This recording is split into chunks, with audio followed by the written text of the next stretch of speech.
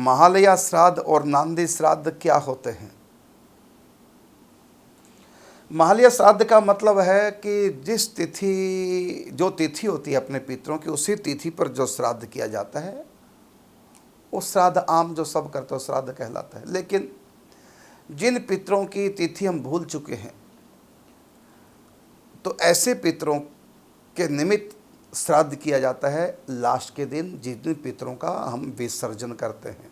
तो पितृ विसर्जन करते हैं अमावस के दिन, तो अमावस के श्राद्ध को महालया श्राद्ध बोलते हैं। भूल चूक जो हो जाती है, जिनकी तिथि याद नहीं है, उन सब का एक साथ श्राद्ध कर देते हैं, महालया श्राद्ध या महाश्राद्ध भी कह देते हैं उसको। और अगला है नांदी श्राद्ध। नांदी श्राद्ध ऐसे नहीं होता जैसे साधारण श्राद्ध होता है, और ये पितृपक्ष में नहीं, ये तो और भी उत्सवों के दिन करते हैं, और मकान का मुहूर्त हो उसमें करते हैं, कोई फैक्ट्री का मुहूर्त उस समय कर देते हैं। ये एक प्रकार से पितरों को श्रद्धांजलि देना, उनको याद करना होता है कि जो भी कोई शुभ काम घर में करें, अपने पितरों के उस समय हम याद करें, उनके लिए भी कुछ करें। जैसे कपड़ा उठा के रख दिया, उनके लिए अनाज उठा के रख दिया, और ब्रज में उसको उठोना बोलते हैं। और उसमें पिंडदान आदि नहीं होता, क्योंकि शुभ काम कर रहे हैं, उसमें पिंडदान शुभ काम में नहीं, पिंडदान आदि नहीं होता। और यहाँ तक कि स्वाहा पितरों के लिए जो भी हम करते हैं, तो उसमें स्वधा देवी का नाम लेकर के अर्पण करते हैं। और देवताओं को जब हम अर्पण करते हैं, तो उसमें अग्नि की धर्मपत्नी है स्वाहा देवी, जो दुर्गा जी के 16 अंश से प्रकट हुई थी। देवी भागवत पुराण में स्वधा देवी और स्वाहा देवी की बड़ी महिमा है।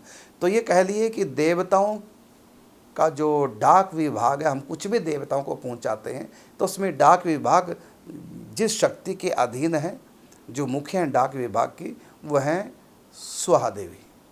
और पितरों के लिए जो हम अर्पण करते हैं और पितरों तक पहुंचा देते हैं, जो शक्ति पहुंचाती है, उसे शक्ति का नाम है स्वधा देवी। तो सब जगह हम स्वधा देवी का नाम लेते हैं पितरों के लिए, लेकिन नांदी मुख श्राद्ध में स्वधा देवी का नाम न लेकर के वहाँ स्वाहा देवी का नाम लेते हैं।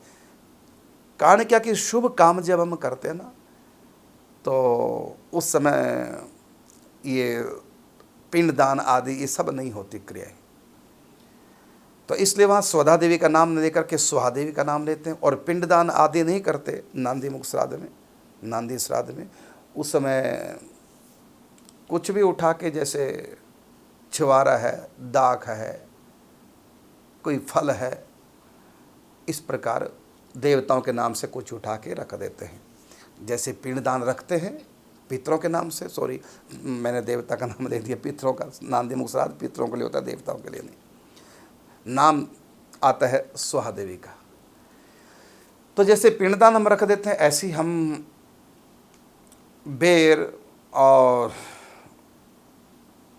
किशमिश, दाग छुआरे आदि ये सब पितरों के नाम से रख दिए जाते हैं। वस्त्र भी रख देते हैं, और कोई जगह देखते हैं हम मिट्टी के पात्र में थोड़ा अनाज रख देते हैं, पितरों के नाम से उठा के रख दिया। हमारे ब्रज में उसको उठोना बोलते हैं। पितरों के नाम से कुछ मतलब शुभ काम करो, विवाह शादी जैसे है। अब उसमें पिंडदान थोड़ी करेंगे शुभ काम में, विवाह शादी में, लेकिन पितरों को याद करते हैं, उनका आशीर्वाद लेते हैं। तो पितरों के नाम से वस्त्र रख दिया उठा के, कोई अनाज कोई फल रख दिया उठा करके। और फिर कई बार उसको आने वाली अमावस को चौराहे पे रख देते हैं कई लोग, और कई ब्राह्मण को दान कर देते हैं, और कई लोग जो ऊपर पक्षियों के लिए डाल देते हैं, कई लोग कौवों को देते हैं, ऐसा भी होता है। तो ये नांदी श्राद्ध है। आम श्राद्ध की तरह पिंडदान करना, और उसमें पिंडदान जब करते हैं हम लोग, तो कुशा भी होती है तर्पण आदि में, जड़ सहित। लेकिन यहाँ कुशा जड़ सहित नहीं होती, बिना जड़ के कुशा पवित्र धारण करते हैं। और इतना ही नहीं, इसमें जो भी चीज़ें होती हैं सब डबल होती हैं। पात्र भी डबल होंगे, जो वस्त्र रखेंगे डबल रखेंगे, तो डबल युग्म रूप में होती है। ये होता है नांदी श्राद्ध। ये आपने पूछा महालया श्राद्ध क्या है, नांदी श्राद्ध ये हमने आपको बताया।